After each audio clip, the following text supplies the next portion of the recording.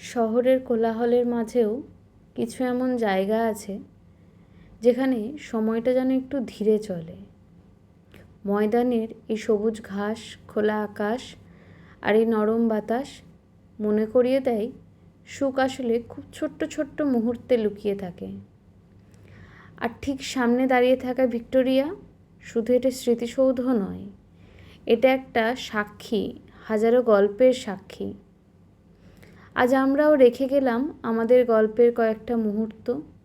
কোনো বড় উপলক্ষ নয়, কোনো বিশেষ কারণও নয়, শুধু কিছু সময় যেগুলো একদিন স্মৃতি হয়ে ফিরে আসবে।